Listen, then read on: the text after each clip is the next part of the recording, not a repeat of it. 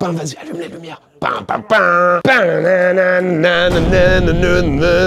Wow, wow, wow. Wouh! Wow! Vous êtes tous fait avoir parce que c'était un sonomètre et pas un micro. Mais trop fort! J'étais comme ça hier au téléphone là avec James Cameron. Je lui ai dit ouais, t'as pas une idée pour faire mon intro de vidéo? Et du coup ça donne ça, on a mis tout le budget qu'on a fait ce mois-ci là-dedans. J'espère que ça vous fait plaisir. Abonnez-vous! Allez! Paf! Chier dedans! Donc on se retrouve aujourd'hui pour tester, pour vous faire ma petite review sur la nouvelle Ankermake M5C, une imprimante plutôt surprenante. Alors déjà on va parler de l'aspect esthétique. Pour moi je la trouve vraiment très jolie. Je sais pas, les formes sont bien épurées, c'est très bien fini, c'est une des plus belles imprimantes que j'ai eues pour le moment, sur toutes celles que j'ai testées. Mais vous allez voir, elle a énormément d'autres qualités et là je vais vous donner un peu les spécifications et surtout on va changer notre façon de faire les reviews et je vais vous expliquer comment on fait. Voilà, ça c'est mon brief. Le budget. Et un arbre en moins. Je me suis dit que ça serait pas mal pour que vous y retrouviez plus facilement dans les reviews que je vais proposer, de mettre une petite note sur 5 pour chaque petite étape de l'imprimante. Donc, c'est la première aujourd'hui. On va commencer par les fournitures, ce qui est fourni avec la machine, donc on notera sur 5. On va voir le montage, la facilité, si c'est bien expliqué, la facilité d'utilisation, si la machine est friendly. Oh la vache. Pareil, il faudrait que je mette du budget pour apprendre à parler anglais. On va aussi parler du bruit, de la qualité d'impression et bien sûr de la qualité générale de l'imprimante. Et la dernière chose, ce sera le rapport qualité-prix. Voilà, j'espère que ça vous plaît. Si vous avez des idées sur un critère à noter en plus, n'hésitez pas à me le dire dans les commentaires. C'est parti, on débute. Donc déjà sur l'aspect esthétique général de la machine, écoutez, moi je la trouve très très belle. C'est sûrement une des plus belles imprimantes en termes de finition et de design. Je me dis que c'est typiquement le genre de machines qui peuvent aller dans un salon parce que vraiment, je sais pas, c'est très épuré, c'est très bien fini. J'ai été très surpris par la qualité des matériaux parce que tout est en aluminium, c'est vraiment très très quali. Donc ça me fait un peu penser, pour faire on va dire une parallèle avec le Apple de l'imprimante 3D. Et vous allez le voir que c'est pas si bête en disant Apple parce qu'on va utiliser des moyens pour la faire fonctionner qui seront pas loin d'un circuit vraiment style Apple en fait. D'ailleurs on va comparer, mais franchement ça me fait vraiment penser à mon MacBook. Voilà. Bon, c'est pas le gris sidéral, mais clairement en termes de finition, j'ai pas trouvé un truc dégueulasse sur la machine. Il y a vraiment rien à dire. Donc ça c'est mon avis personnel, c'est mes goûts. Je suis un pro Apple. J'adore. Attends, j'enlève la bobine parce qu'on me voit pas bien. Faut que je brille. Faut que je brille. C'est pas l'imprimante qui fait le show, c'est moi. Pour la surface d'impression, on est sur une surface de 22 par 22 par 25 de haut avec un PEI double face texturé. Donc ça marche très très bien. C'est une imprimante qui imprime très vite. Et ça, clairement, je l'ai bien remarqué. Elle imprime à 500 mm secondes. C'est juste énorme.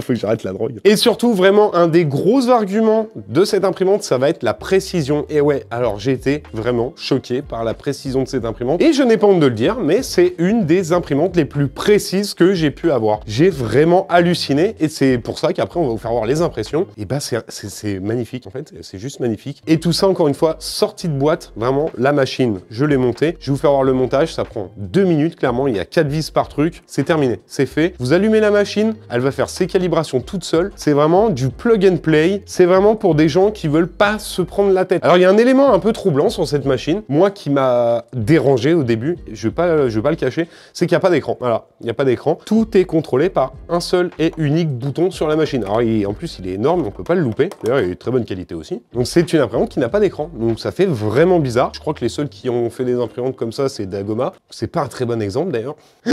Désolé. Mais ouais, ça m'a un peu perturbé. Au niveau des connectiques, vous allez avoir un port type C. Voilà.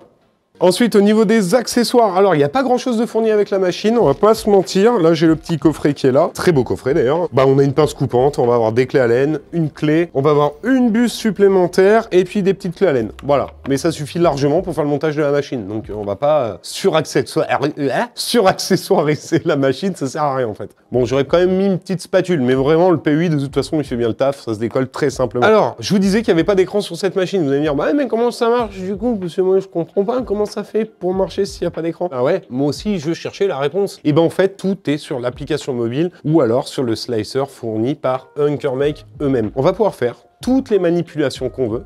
Avec un iPhone, encore une fois, hein, salut Apple. Non, avec un Android aussi, ça fonctionne très bien. Mais on va vraiment pouvoir mettre toutes les options sur la machine juste avec un simple téléphone. Alors, pour découper vos fichiers, il faudra passer par le slicer fourni sur votre ordinateur. Mais par contre, pour gérer votre imprimante au complet, eh ben, on va pouvoir utiliser notre application mobile et ça marche très très bien. Démonstration. Alors, je vous passe les détails de comment installer l'application. Je pense que tout le monde sait à peu près le faire. Derrière, il va falloir scanner.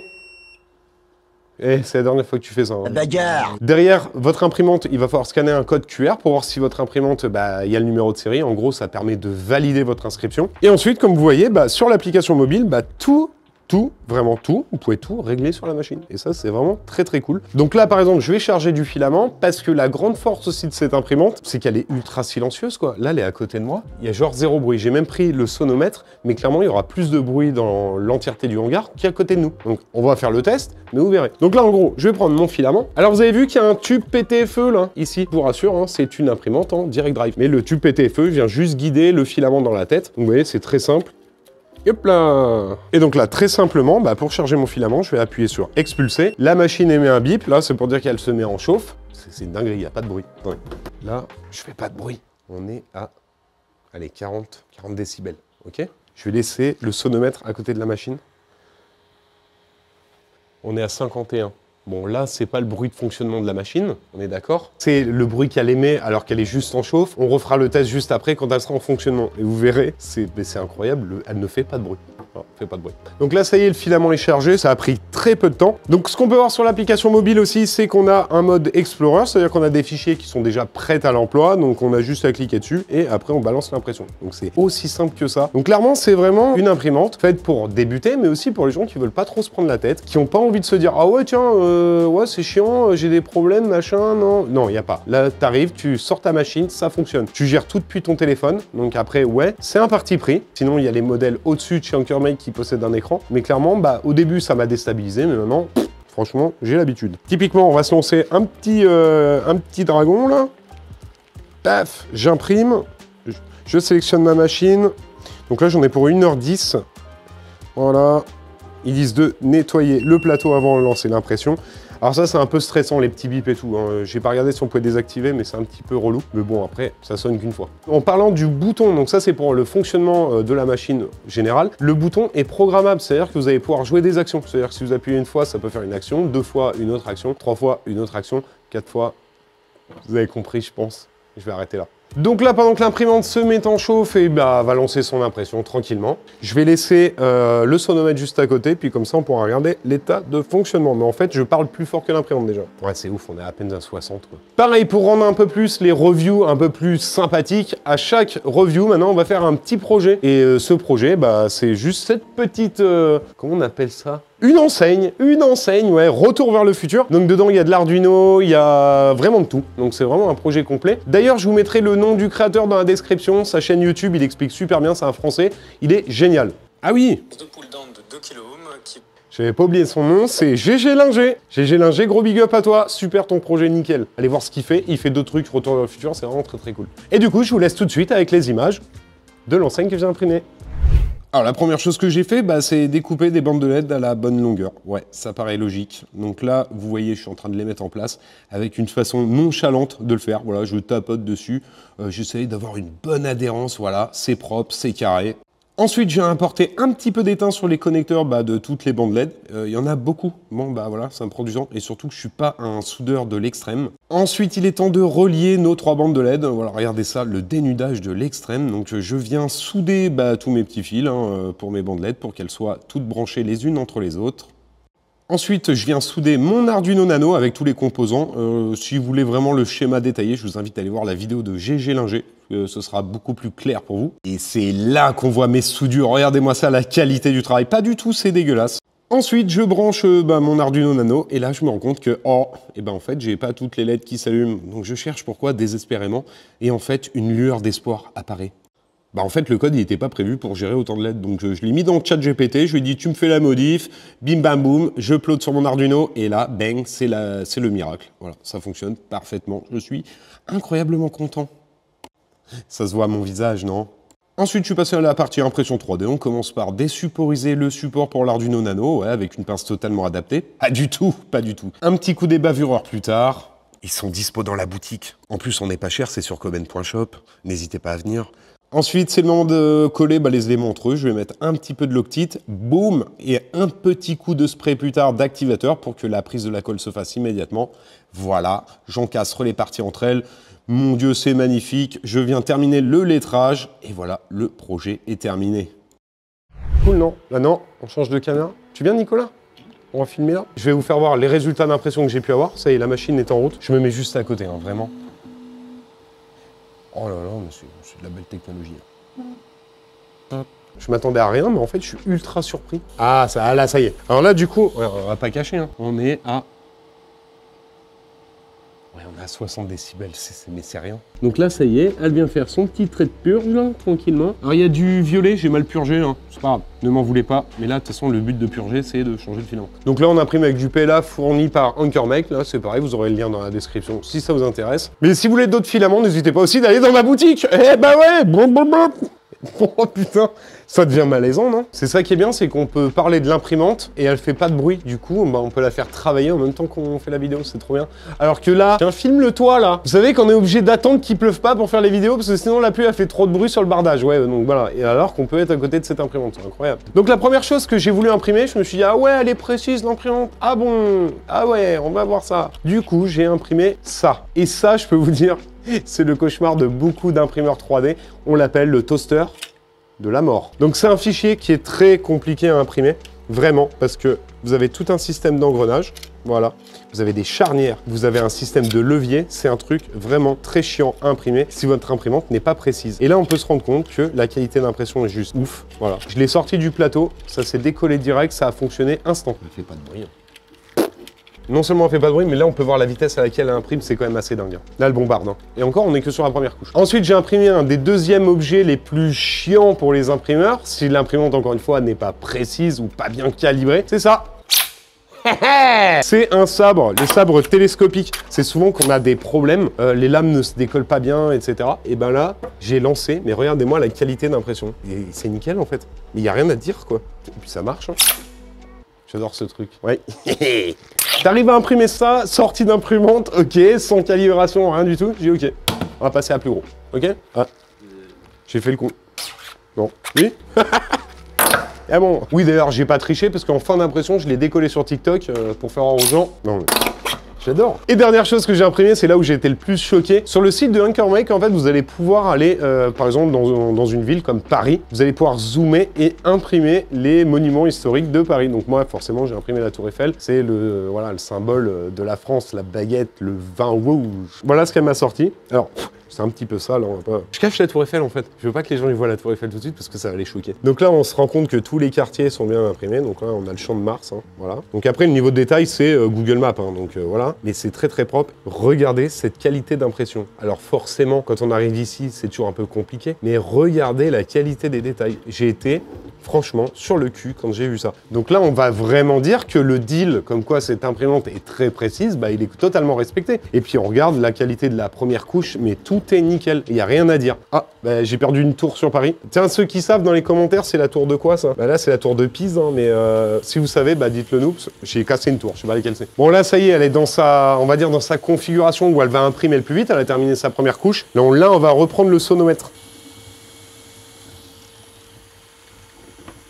Alors ça souffle, c'est des ventilateurs, hein, c'est normal. Mais alors clairement, vous avez vu, ça fait pas de bruit. Ouais, c'est sûr, c'est l'imprimante la plus silencieuse que j'ai du hangar. Avec la Prusa, ouais, avec la Prusa, c'est les deux, vraiment les deux imprimantes les plus silencieuses. C'est un truc de dingue. Je suis vraiment époustouflette. Oh ouais. Et bien sûr, une des dernières impressions que j'ai faites, bah, c'est la petite enseigne Back to the Future. Ça veut dire retour vers le futur, pour ceux qui ne parlent pas le polonais. Regardez-moi la qualité d'impression, est très très cool. Alors le blanc, je l'ai peut-être fait un petit peu trop épais. Je trouve ça génial. Ça s'est emboîté comme papa dans maman. Il n'y avait pas de problème sur le montage. Ça fait plaisir. En vrai, ça fait grave plaisir. T'arrives, tu prends tes pièces, ça s'encasse nickel. T'as pas besoin de faire d'autres réglages. Tu ponces un petit coup, tu nettoies un peu, tu vois, normal. Mais vraiment, ça sort nickel. Donc là, ça imprime. Bon, c'est nickel, hein. Il n'y a rien à dire. Hein. Ça avance, ça le fait sa vie. Allez, pars, petite imprimante, fais ta vie.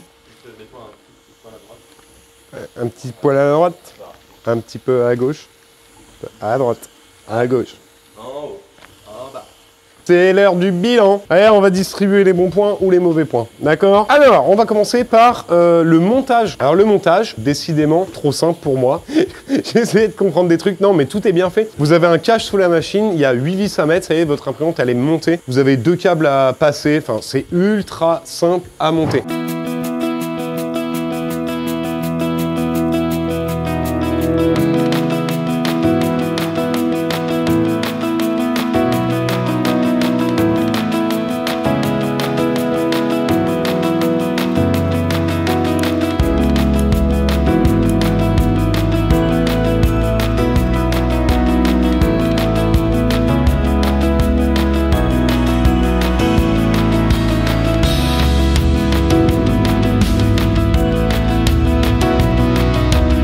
Donc pour le montage, eh ben, je dirais un 4,5 sur 5. Voilà, 4,5 sur 5. Moi, j'ai pas mis 5 parce que voilà, la perfection n'existe pas.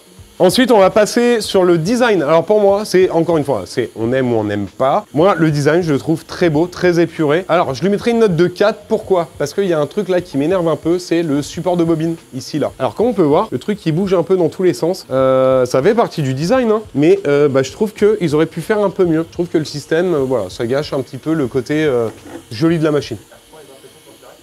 Oui, elle reprend les impressions quand tu l'arrêtes. J'ai mis pause. Ah. Incroyable.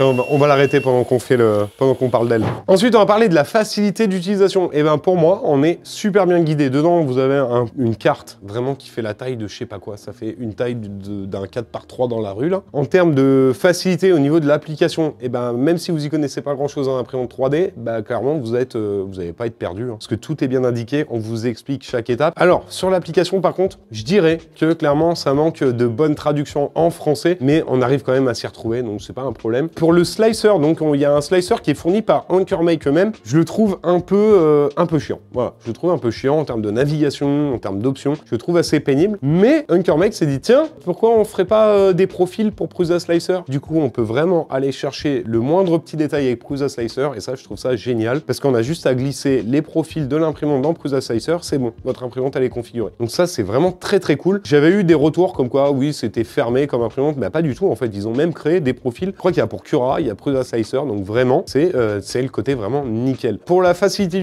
d'utilisation, je mettrais un 3,5. Clairement, juste parce que le slicer vraiment fait tomber la note. Par contre, si vous ne savez pas votre première imprimante et que vous voulez utiliser Prusa Slicer, d'ailleurs, je le détaille très bien dans ma formation. N'hésitez pas à aller dans la description. Là, par contre, en termes de facilité d'utilisation, on sera à 4, quoi. Eh ben, le bruit, c'est 5. J'ai dit que la perfection n'existait pas, mais c'est l'imprimante la plus silencieuse que je peux avoir. Parce que sur 50 machines testées, je peux vous dire que j'en ai eu du bruit, hein. Il y en a qui m'ont bien cassé la tête. Et je pense que c'est une volonté d'ailleurs de AnchorMake de faire rentrer les imprimantes un peu plus dans les foyers, dans les bureaux, d'avoir fait une imprimante silencieuse et rapide et simple à utiliser. Et clairement, je l'ai rejoint totalement là-dessus. Alors, dessus, j'ai imprimé du PETG, j'ai imprimé du PLA, j'ai imprimé de l'ABS. Bah, clairement, elle a tout imprimé sans broncher. Zéro problème. Je ne vais pas voir la pièce en ABS parce que je l'ai donné à un client. Enfin, c'était pour un client d'ailleurs. Il va falloir protéger votre imprimante des intempéries, hein, c'est-à-dire des petits courants d'air, etc. si vous voulez faire de l'ABS. Mais ça, c'est sur toutes les machines, c'est comme ça. Et donc, ça en vient au point de qualité d'impression. Et bah, écoutez, pour moi, ça sera un 4. Quand je vois la précision dimensionnelle de la machine, du côté où tout est automatique, etc., bah pour moi, c'est un 4. Surtout quand on voit la gueule de la Tour Eiffel. Hein.